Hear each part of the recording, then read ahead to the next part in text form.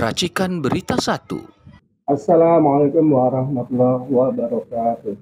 Kembali kami dari UI Watch akan membahas hal-hal terkini yang terupdate, dan saat ini sudah hadir ahli hukum dan ekonomi politik, yaitu Bang Ishak Rafiq. Selamat siang, Bang Ishak. Apa kabar? Selamat siang, bagus, alhamdulillah bagus. Alhamdulillah. Jadi dengan Bang Ishak Rafiq kami akan membahas masalah yang khusus berkaitan dengan topik perkembangan PIK 2 dan wilayah Banten. Nah, Bang Ishak, bagaimana menurut Bang Ishak saat ini perkembangan PIK 2 dan Banten? Kelihatannya masih stagnan ya, atau seperti jalan di tempat. Bagaimana Bang Ishak? Gue nyebut nama lu siapa nih? Budi, saya Budi. Aditya Warman. Budi. Aditya Warman. Oke. Ini Banten memang seperti jalan di tempat. Ya. Bahkan sekarang seperti surut ke belakang. Artinya nampaknya perjuangan rakyat Banten 1 tahun lebih ini kandas. Mengapa kandas? Karena pada tanggal 25 Agustus lalu, ketika kita sedang asik-asik demo, ya, orang-orang demo di mana-mana, di depan istana, di depan DPR, kemudian di Istana Negara ada pelantikan, ya, pelantikan badan otorita pengelola Pantai Utara Jawa dan Banten, Tangerang Utara, ya, Pantai Utara Banten ini termasuk di situ. Artinya bahwa perjuangan rakyat Banten ini sudah selesai. Karena apa? Karena yang akan mengurus Tangerang Utara sampai seluruh Pantai Utara Banten itu, bahkan Jakarta Utara, kemudian sampai kepada Jawa Barat, Jawa Tengah, Jawa Timur, sampai Gresik, ya, itu Demak masuk di situ, Semarang masuk di situ, bagian yang seperti diambil oleh pemerintah pusat, padahal ini milik provinsi, ya, ini diambil akan jadi semacam kawasan ekonomi khusus yang tidak dikelola oleh provinsi. Ini badan otorita inilah yang akan mengelolanya. Nah, perampasan tanah-tanah di Banten itu yang kita protes selama ini, di mana Aguan dan Antoni Salim menjadi pemilik Pantai Utara itu, Pantai Utara Banten ini juga mulai dari PIK 1, PIK 2 dan seterusnya, ini tidak mendapat respon positif dari pemerintah yang sekarang.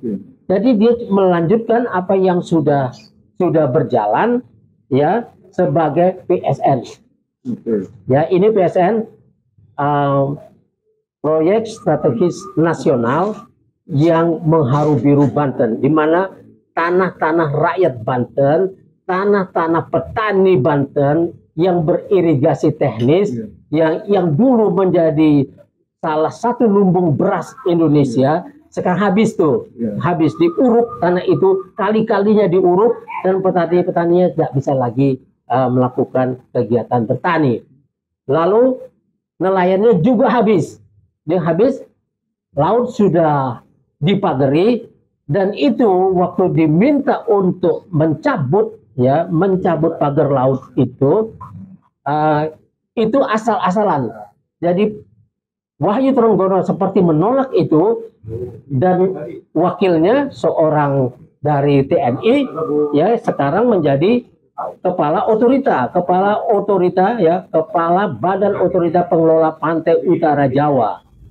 Ini adalah, ya, Menteri Kelautan, ya, wakil dari Menteri Kelautan dan Perikanan KKP, Laksamana Madya TNI, Purnawirawan Didit Herdiawan Asaf.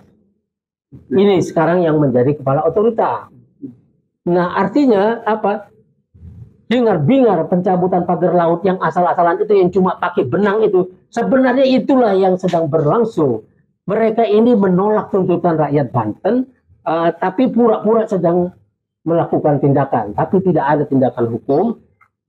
Sedangkan Aguan dan Antoni Salim juga tidak ditangkap, tidak diinterogasi dalam masalah ini, tidak ada investigasi mengapa mereka berani ya menguruk tanah-tanah itu.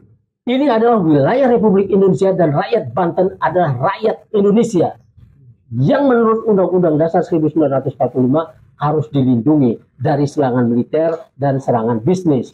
Serangan yang terjadi di Banten adalah serangan bisnis dari Aguan dan Antoni Salim, dua orang konglomerat yang luar biasa, dan ini Aguan dianggap sebagai kepalanya 9 naga.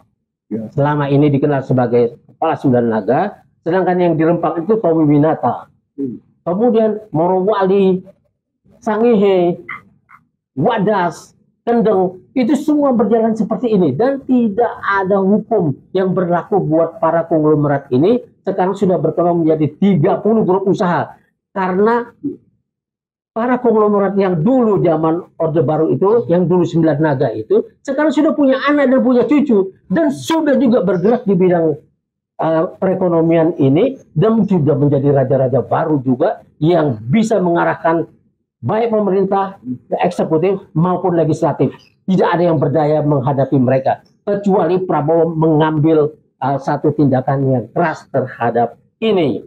Sudah generasi ketiga berarti ya, Bang Isa? Iya, itu buktinya saudara Suni, ya Suni itu cucunya Eka Cipta Wijaya yang dulu sudah bekerja sama dengan Ahok, ya sebagai staf khususnya Ahok, seorang bisnismen, cucunya konglomerat ini telah ikut campur di situ dalam urusan 1710 reklamasi dulu.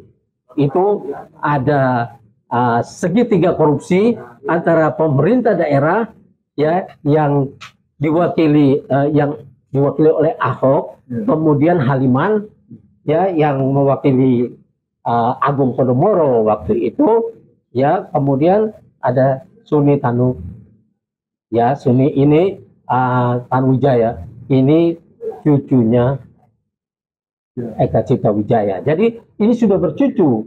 Jadi yang dulu dibilang 9 itu sekarang sudah 30. Lihat saja yang menerima PSN itu adalah ini 30 grup usaha besar ini, para konglomerat ini di seluruh Indonesia. Inilah yang mengangkangi dan ini bisa mengendalikan eksekutif dan legislatif.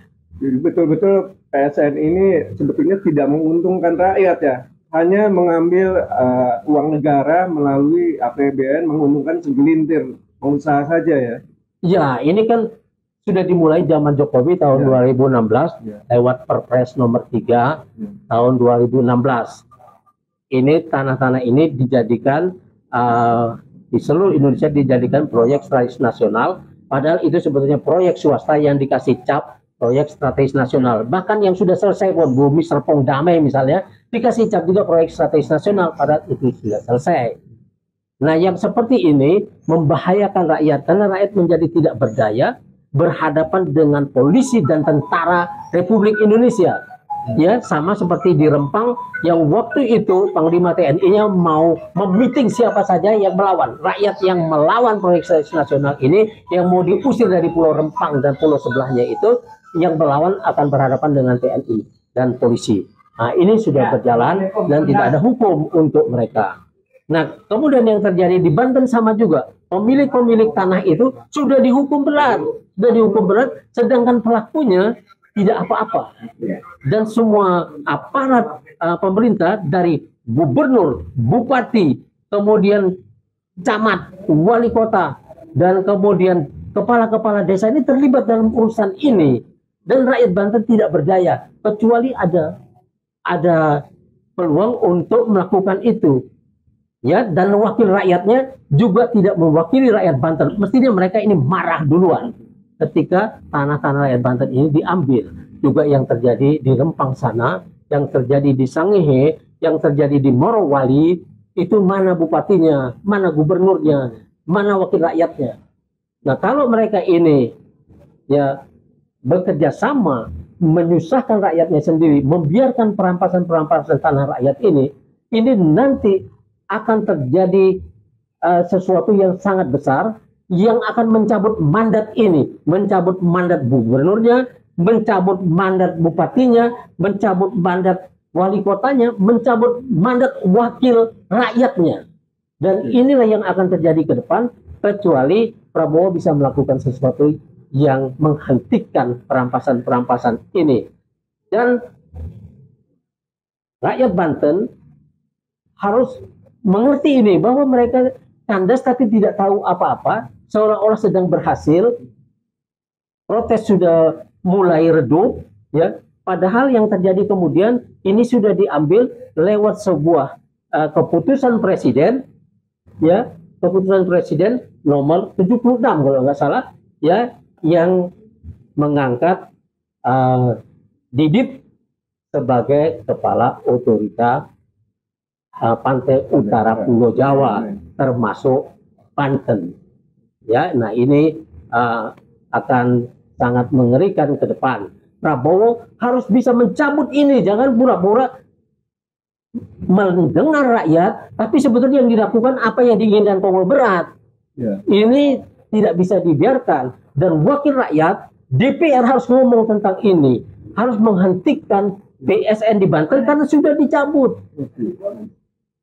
Ya, berarti Prabowo sebagai presiden mempunyai kekuasaan tertinggi, dia punya wewenang penuh ya untuk menghentikan PSN di wilayah Banten ataupun Pantai Utara tadi ya, dan harus mendengarkan aspirasi rakyat Banten. Barangkali Pak Prabowo apakah bisa melalui mekanisme seperti menerbitkan Perpu ataukah bagaimana?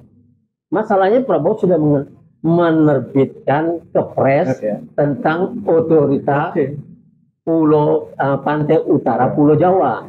Nah ini kepres ini harus dicabut, baru itu bisa berjalan dengan baik. Tapi kalau memang ini rencana besarnya, yang harus dipikirkan bagaimana nasib petani-petani sepanjang Pulau Jawa Utara itu dan nelayannya. Kemana nanti dia ketika dibangun giant seawall sepanjang itu dari Banten sampai Gresik. Itu bagaimana nantinya?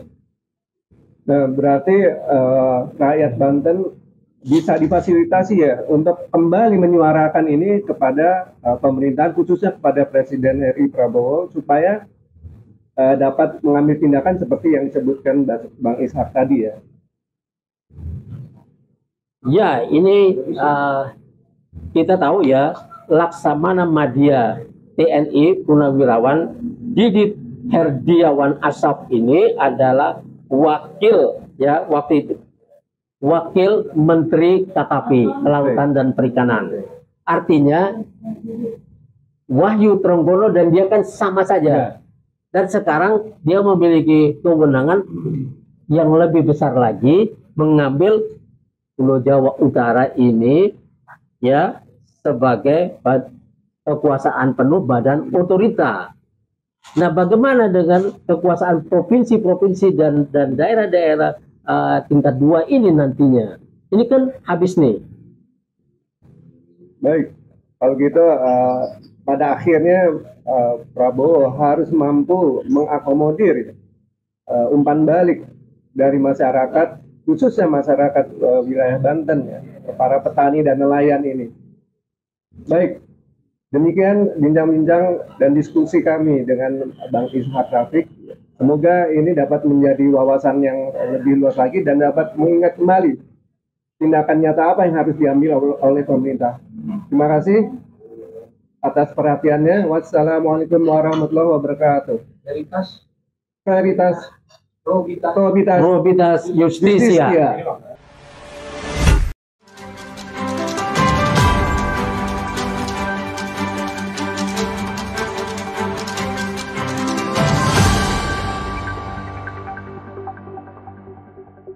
Racikan Berita 1.